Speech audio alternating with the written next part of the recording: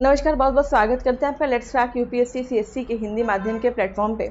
हम जिस सीरीज के माध्यम से आपसे जुड़ रहे थे वो है करंट प्रवाह कि यदि आप 2024 का प्रीलिम्स में अपीयर करने वाले हैं और आपके लिए रिवीजन एक बड़ी चुनौती बना हुआ है, तो उसको लेके हमने करंट प्रवाह सीरीज शुरू की थी, जहाँ पे हम लोग सब्जेक्ट वाइज जो है पिछले वर्षों के जो करंट अफेयर है उनका रिवीजन कर रहे थे। अभी तक हम लोगों ने environment, social issues, art and culture, इसके साथ ही पॉलिटी के कुछ करंट अफेयर डिस्कस कर लिए हैं। यदि आपने वो वीडियोस नहीं देखे हैं तो आप लेट्स क्रैक यूपीएससी सीएससी के हिंदी का जो प्लेलिस्ट है, जो हिंदी मतलब ये पूरा चैनल, उसका जो प्लेलिस्ट है, वहाँ पे करंट प्रवाह की अलग से सीरीज बनी है और वहाँ पे जाके आप प्रीवियस वीडियोस को देख सकते हैं। आज जो है हम पॉलिटी का ही पार्ट 2 कवर करने वाले हैं। पार्ट 1 हमने ऑलरेडी कवर कर लिया है। अब इसके पहले कि हम लोग जो है फिर से सीरीज की शुरुआत करें, न्यूज़ की शुरुआत करें, पहले कुछ इंपॉर्टेंट इन्फॉर्मेशन देख लेते हैं। देखिए, ये जो स्लाइड है ये अनअकैडमी के बारे में है, यानी विगत वर्षों की भांति अनअकैडमी इस बार भी अपने जो सफलता का परचम है वो लहरा रहा है, जहाँ रैंक 1 369 से ज़्यादा, मतलब कहीं ना कहीं 320 से ज़्यादा जो लर्नर्स हैं वो अनअकैडमी के प्लेटफॉर्म से उन्होंने सफलता हासिल की है।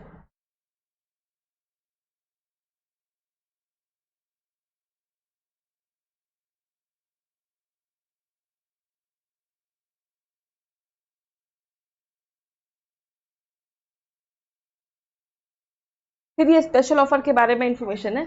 आगे देखें तो आरंभ बैच या इस 2025 के लिए है, जहाँ पे आपको कंप्लीट प्री मेंस की जो प्रिपरेशन है वो कराई जाएगी। अनलिमिटेड एक्सेस होगा आपके पास बैचेस का।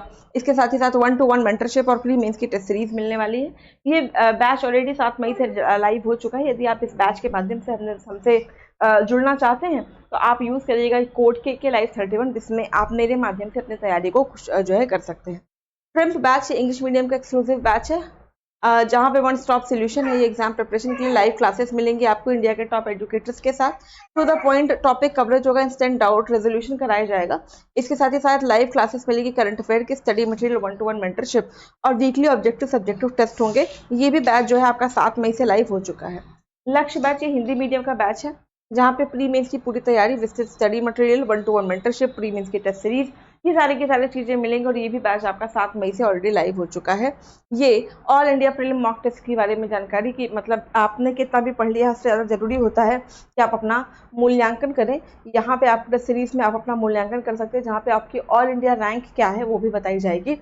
ये जो टेस्ट की टाइमिंग भी कुछ ऐसी रखी गई है ताकि आपका ब्रेन उसी वे में चैनलाइज हो जाए, यानी 9:30 से 11:30 और 2:30 से 4:30 आपका ब्रेन एक्टिव रहने लगे।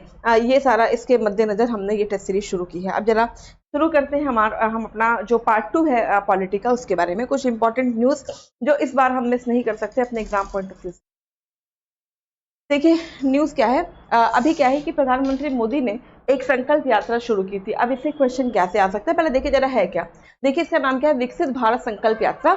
ये इनिशिएट किया गया प्रधानमंत्री द्वारा, और ये 16 दिसंबर को भारत के कुछ राज्यों से होके ये आपकी यात्रा निकली थी। अब वो राज्य कौन कौन से जरा उनको देखेंगे तो ये है राजस्थान, मध्य प्रदेश, छत्तीसगढ़, तेलंगाना और मिजोरम।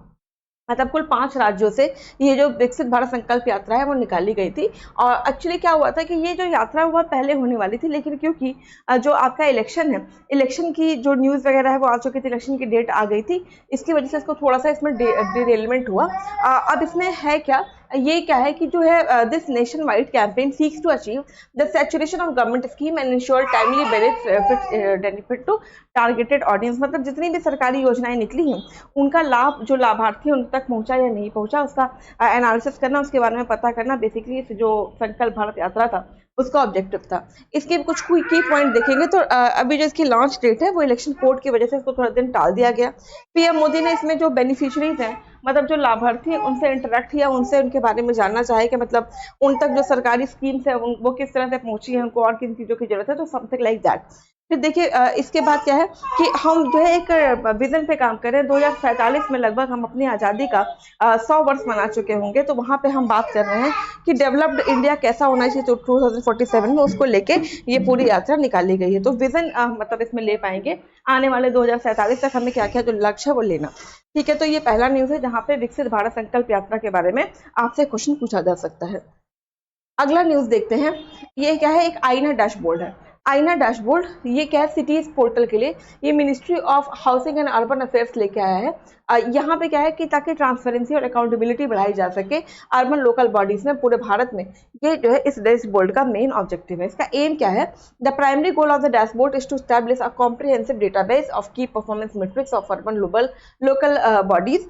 पीयर लर्निंग कंपैरिजन कराया जाएगा, मतलब जो एक कंपैरिजन होगा जो अर्बन लोकल बॉडीज आपस में मतलब पीयर मतलब आपस में जो है ये लोग समझ के जो है चीजों को लर्न करें। इनकरेज करा जाएगा पार्टिसिपेशन की, जो बाकी लोग हैं उनका पार्टिसिपेशन की सहभागिता बढ़ाई जाए। और आपको पता है कि जो गवर्नमेंट है वो पार्टिसिपेटिव और कोऑपरेटिव दोनों पे काम कर रही है कि हम एक सहभागी भी और एक जो प्रतिस्पर्धात्मक दोनों जो मुद्दे हैं उन पर जो शासन है और अभिशासन उसको लेके जाए।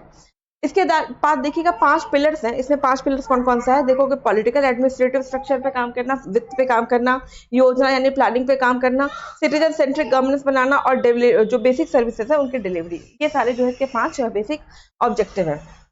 ओवरऑल जो आईना डैशबोर्ड सिटीज पोर्टल है ये इनिशिएटिव लिया गया ताकि ट्रांसपेरेंसी और अकाउंटेबिलिटी बढ़ाया जा सके सिटीज में। अगला देखते हैं 1 मार्च को क्या हुआ था। On 1 March a significant development हुआ जहां पे India's media landscape with the initiation of online registration of newspaper and periodicals through the press सेवा पोर्टल। अब जो प्रेस सेवा पोर्टल है उससे जो न्यूज़ हैं और जो आपके पीरियड्स हैं मतलब जो पीरियोडिकल्स हैं उनका रजिस्ट्रेशन अब ऑनलाइन किया जा सकता है। तो देखिए इसमें है क्या, जो इसका नाम क्या है कि प्रेस सेवा portal by the press registration general of India यानी कि PRGI में अब आप इसको कर सकते हैं। इसमें क्या क्या जो पॉइंटर्स है वो देख लेते हैं।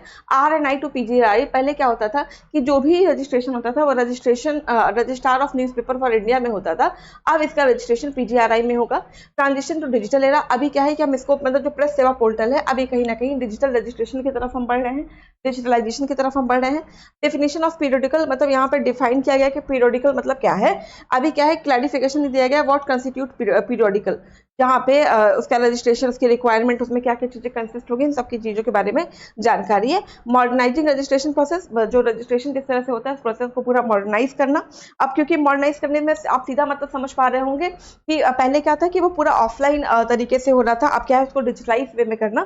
तो यानी कि कहीं ना कहीं मॉडर्नाइजेशन यानी डिजिटलाइजेशन की तरफ बढ़ता हुआ कदम है किसका, न्यूज़पेपर और जो आपके पीरियोडिक जो जर्नल्स नहीं छपते कि एक महीने पर छपेंगे 15-15 दिन पर छपेंगे, दैट इज पीरियोडिकल। ठीक, अब देखिए रिसेंटली क्या हुआ कि प्रेसिडेंट ऑफ इंडिया ने फुल टाइम मेंबर्स और पार्ट टाइम मेंबर्स जो है 16 फाइनेंस कमीशन में जो है अपॉइंट किया। फाइनेंस कमीशन यानी वित्त आयोग, आपको पता है कि वित्त आयोग का गठन भारत के राष्ट्रपति द्वारा किया जाता है और ये अनुच्छेद 280 का पार्ट है। अनुच्छेद 280 में भारत में वित्त आयोग के गठन की बात की गई है।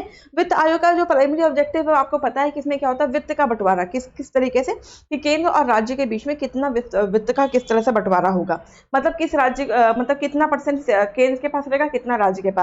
राज्य में भी जब बंटवारा करेंगे तो किस राज्य को कितना पैसा मिलेगा, ये सारी रिकमेंडेशन यानी ये सारी अनुशंसाएं देना वित्त आयोग का काम होता है। ये अपनी अनुशंसा देता है भारत के राष्ट्रपति को और राष्ट्रपति उसी के हिसाब से जो है कार्य करता है। अब अगेन वित्त आयोग की बात माना राष्ट्रपति के लिए बाध्यकारी नहीं होता है। वित्त आयोग की रिकमेंडेशन को माना जो आपके राष्ट्रपति वो मान भी सकता है, नहीं भी मान सकता है। अब देखिए इसमें क्या है, फुल टाइम और पार्ट टाइम मेंबर्स अपॉइंट किए गए। तो फुल टाइम मेंबर में अजय नारायण झा जो कि मेंबर थे 15 फाइनेंस कमीशन के और फॉर्मर सेक्रेटरी रह चुके डिपार्टमेंट ऑफ एक्सपेंडिचर।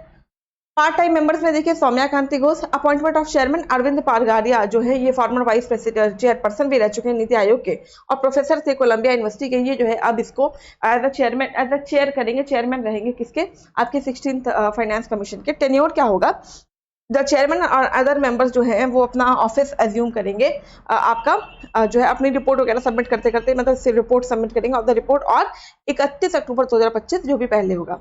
डेडलाइन क्या होगी, तो 2026 तक इनको अपनी रिपोर्ट देनी है। These appointments represent a significant step in the functioning of the finance commission. अगला देखते हैं,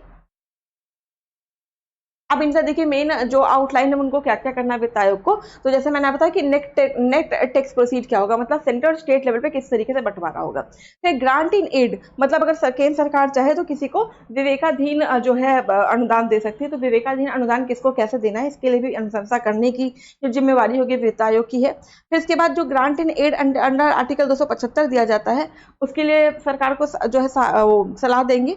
इसके साथ supplementing resource for panchayat and municipalities, panchayat और म्यूनिसिपैलिटीज जो मतलब कहा जाता है कि जो पंचायत और लोकल लेवल की बॉडीज है उनके पास तीन ही जो प्रॉब्लम है वो क्या क्या है, फंड, फंक्शन और फंक्शनरीज की। तो फंड के लिए यहाँ पे कुछ सप्लीमेंट फंड दिए जाएंगे जिससे जो पंचायत और म्यूनिसिपैलिटीज हैं वो भी अपना काम सही तरीके से कर सके। अब इसके बाद डिजास्टर मैनेजमेंट। देखिए आपदाएं किसी को बता के नहीं आती, आपदा होती ही कुछ ऐसी घटना है जो अचानक होने वाली घटनाएं हैं।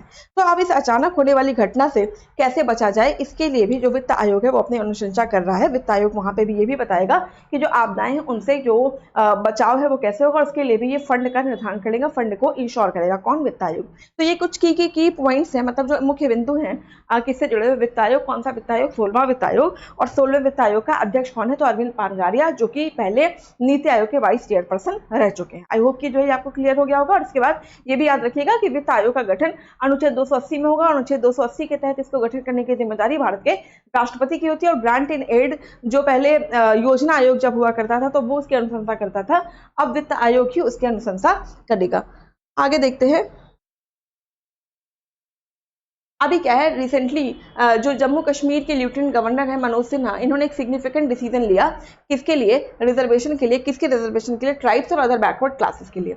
अब देखिए इसमें की इंपॉर्टेंट पॉइंट्स क्या क्या है, कौन कौन से जो मतलब इंपॉर्टेंट जो की पॉइंट्स है जो हमें आपको जानने हैं। नंबर 1 कि 10% रिजर्वेशन दिया जाएगा न्यूली इंक्लूडेड ट्राइब्स का। जो अभी नए कुछ ट्राइब्स इंट्रोड्यूस किए गए हैं कहाँ, जम्मू कश्मीर में, जैसे पहाड़ी, अदर ट्राइब्स, इनको जो है शेड्यूल्ड ट्राइब लिस्ट में डाला गया है और इनको 10% का आरक्षण प्रदान किया जाएगा।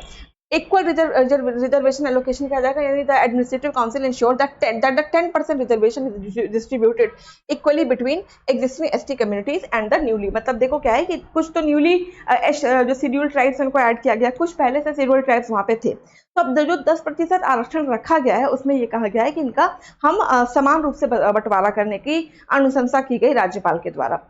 आगे देखिएगा, ये कहा गया expansion of OBC category. Jammu Kashmir में जो ओबीसी यानी अदर बैकवर्ड क्लास है वहां पे 15 न्यू कास्ट को डाला गया है, जिससे कि क्या हो कि ओबीसी जो लिस्ट है वो भी आपकी एक्सपेंड कर गई है। रिजर्वेशन एडजस्टमेंट की बात की गई है कि जो अभी नए ट्राइब्स आए हैं और जो एक्सपेंशन हुआ ओबीसी कैटेगरी का, वहां पे adjustments were made in reservation percentage to accommodate these changes. ठीक है। अब इसके बाद देखिए इसको लेके जो गुज्जर है वहां पे उन्होंने अपोजिशन किया है। तो जो डिसीजन हुआ 10% for Paharis and other newly included tribe, इसका जो है जो गुज्जर कम्युनिटी है जम्मू कश्मीर की वो उसकी इस पूरे डिसीजन को अपोज कर रही है। इनका ये कहना है कि जो है जो इनका इस तरह से मतलब जो इस तरीके से आप इतने लोगों को लिस्ट में डाल रहे हैं, इससे जो अपर कास्ट है उनको प्रॉब्लम हो सकती है। ठीक है, ये जो है जम्मू कश्मीर के हवाले से न्यूज़ थी। अभी देखिए अगला अभी क्या है, इलेक्शन कमीशन ने 1 मई 2024 को एक इंपॉर्टेंट डिसीजन लिया टुवर्ड्स इंश्योरिंग इलेक्शन ट्रांसपेरेंसी। अब देखो इलेक्शन को लेकर आपको पता है कि रोज कुछ ना कुछ खबरें आती रहती हैं, जैसे कि ईवीएम कितना ट्रांसपेरेंट है, वीवीपीएटी मतलब ला देने से क्या ट्रांसपेरेंसी इंश्योर हो गई कि नहीं, क्या हमें पर्ची मिलनी चाहिए, क्या हमें वापस से पेपर बैलेट यूज करना चाहिए। ठीक है, ईवीएम को हैक तो नहीं किया जा रहा, ईवीएम को टैंपर तो नहीं किया जा रहा, इलेक्शन सिंबल ठीक से नहीं दिए जा रहे हैं, मतलब all those things related to election commission. कहीं ना कहीं फिर इलेक्शन कमीशन का कहना कि मुझे भाई महाभियोग या कहीं ना कहीं मेरी जो अवमानना है उसको पनिश करने का मुझे अधिकार दो, ताकि जो मेरी अवमानना करे उसको पनिश कर सके। तो ये जो न्यूज़ है वो लगातार न्यूज़ में बनी रहती है। अब देखिए कहना है कि अभी इलेक्शन कमीशन ने जो चुनाव है उसमें पारदर्शिता को बढ़ाने के लिए कुछ गाइडलाइंस इशू किए हैं, ताकि जो सिंबल्स लोडिंग यूनिट है उनको क्या किया जा सके, उनकी सुरक्षा को इंश्योर किया जा सके। इसमें जो है पहला तो क्या है कि सुप्रीम कोर्ट के ऑर्डर से इन्होंने कंपाइल किया, जहाँ पे सुप्रीम कोर्ट ने ये चीज पहले ही कहा था कि भाई आप जो है इसकी सुरक्षा को इंश्योर करिए। फिर सिक्योर स्टोरेज के लिए SLUs will be securely sealed and stored in containers within stronger room alongside electronic voting. फिर SLU फंक्शनैलिटीज की बात करते हैं। SLUs play a crucial role in uploading candidate names and symbols onto voter verified paper audit trial VVPAT में, इसको ensure करने की बात भी कही गई है। आगे देखिएगा, अब इम्प्लीमेंटेशन डेट की बात करें तो जो रिवाइज प्रोटोकॉल है उसमें इम्प्लीमेंटेशन की डेट के बारे में ये सारी इन्फॉर्मेशन है, इसमें बहुत जरूरी चीज़ नहीं है जो आपको एग्जाम पॉइंट ऑफ व्यू से देखना हो। हालांकि मतलब सीरीज के बाद हम आपको इसका जो PDF है वो टेलीग्राम लिंक पर प्रोवाइड कर देंगे, जहां से जाके आप इसको रिवाइज कर लीजिएगा। अब टेलीग्राम की लिंक क्या होगी, आप कमेंट करेंगे तो देखिएगा let's crack UPSC CSC Hindi का जो ऑफिशियल टेलीग्राम है उसकी लिंक डिस्क्रिप्शन में अटैच होगी, वहीं पे आपको जाने पे ये जो PDF है प्राप्त हो जाएगी, तो वहां से जाके आप इसको रिवाइज कर लेंगे। अब देखिएगा अगला क्या है, अगला न्यूज़ इस बारे में है। It seems like the Union Cabinet decision on March 7th was aimed at addressing the representation gap for scheduled tribe. The Goa Legislative Assembly in the Goa, और यहाँ पे Goa Legislative Assembly scheduled tribe को लेकर के जो है कुछ जो उनका रिप्रेजेंटेशन है उसको बढ़ावा देने के लिए एक बिल लेके आई। किसको? शेड्यूल्ड ट्राइब को बढ़ावा देने के लिए गोवा की जो सरकार है वो बिल लेके आई। तो उसमें है क्या बिल में खास बात? यहाँ पे एसटी कम्युनिटीज जो है इनको एम्पावर करने की बात की गई है। तो जो बिल है इसका मेन एम क्या है कि जो रेक्टिफाई करे, मतलब जो रिप्रेजेंटेशन है वो प्रॉपर जो है एसटी कम्युनिटी को मिले, उसके लिए बात की गई है। फिर रीएडजस्टमेंट की बात की गई, तो the specific bill approve by the union cabinet is named the readjustment of the representation of scheduled tribe bill 2024। इस बिल की आउटलाइन क्या है कि the mechanism and procedures for the implementing ST reservation in the assembly. Census commissioner role की बात क्या है कि the census commissioner is asked with identifying scheduled tribe. जो ये कमिश्नर होगा ना, ये आइडेंटिफाई करेगा कि पूरे पॉपुलेशन जो गोवा की है उसमें कौन कौन जो है शेड्यूल्ड ट्राइब में आता है। ठीक है, अब जब आप पहले पता तो करो कि शेड्यूल्ड ट्राइब में किसको किसको रखा जाना चाहिए, इसके बाद ही तो आप रिजर्वेशन दोगे। तो ये हो गया। इसमें जो है इलेक्टोरल इम्पैक्ट, मतलब जो चुनाव है उन्होंने चीज पूरी घटना को किस तरीके से इम्पैक्ट किया उसके बारे में जानकारी है। अब देखिएगा, सुप्रीम कोर्ट की एक रूलिंग आई थी कब? 5 मार्च 2024 को। किसके लिए? कि जो मेंबर ऑफ पार्लियामेंट है उनको इम्यूनिटी मिलनी चाहिए। देखिए, आपको पता है कि पार्लियामेंट में डिबेट डिस्कशंस होते हैं, तो जब पार्लियामेंट में डिबेट डिस्कशंस होते हैं तो कई बार ये आउट ऑफ द बॉक्स जाके भी जो हमारे जो सांसद लोग हैं वो बातें करते हैं। तो अब संसद में किसी भी बात में अगर मान लो जो उन्होंने कुछ कहा है तो उसके लिए उसके लिए जो मेंबर्स हैं उनको इम्यूनिटी दी जाती है कि भाई इनके खिलाफ कोई मुकदमा नहीं चलेगा, इनको बोलने का अधिकार होगा। तो कुछ मतलब जो आपको पता है जो सांसद वगैरह होते हैं, प्रेसिडेंट हो गए, वाइस प्रेसिडेंट हो गए, कुछ ना कुछ इम्यूनिटी मिली है। इसको लेकर के सुप्रीम कोर्ट ने एक अपना फैसला लिया था 5 मार्च 2024 को। अब इसमें देखिए कुछ चीजें यहाँ पे ऐड की गई। जैसे पहला, the Supreme Court unanimous overturn its 1998 ruling now allowing prosecution of MPs and MLAs for bribery case. अगर मान लो ये कोई एमपी और एमएलए ब्राइब करता है, घूस देता है, तो वहां पे इम्यूनिटी खत्म है और वहां पे उसके खिलाफ भी जो मुकदमे हैं, जो एक्शन है वो लिया जा सकता है। किसका कहना? सुप्रीम कोर्ट का। देखिए ये पूरा हुआ कैसा था, तो बेसिकली ये जो आपके सोरेन है, जो वो आपके झारखंड वाले, तो उन पे ये केस चला था और वहीं से ये पूरा का पूरा मुद्दा बना था। केस का बैकग्राउंड क्या था?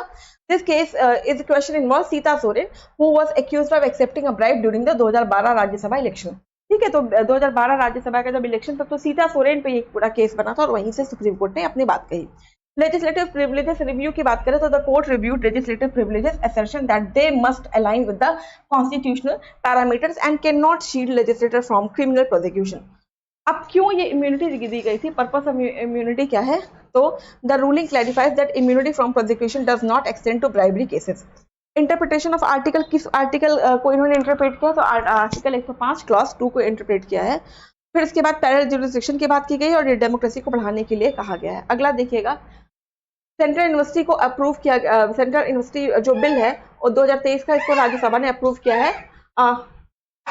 इसमें देखिए दो चीजें हैं, एक है समाका सलाका सेंट्रल ट्राइबल यूनिवर्सिटी, इसके बारे में कहा गया है। दूसरा ट्रिब्यूट टू ट्राइबल प्रोटेक्शन, इसकी बात की गई है। ठीक है, अगले न्यूज की तरफ चलते हैं। तो ये एजुकेशन इनिशिएटिव ग्लोबल इम्पैक्ट, इसके बारे में ये न्यूज दी गई है। तो ओवरऑल हमने जो पॉलिटी से इंपॉर्टेंट जो इन्फॉर्मेशन थी उसको कंप्लीट कर लिया है। आगे जो है हम और सब्जेक्ट से रिलेटेड इन्फॉर्मेशन आपके साथ शेयर करेंगे। Thank you so much all of you for joining. Have a very nice day.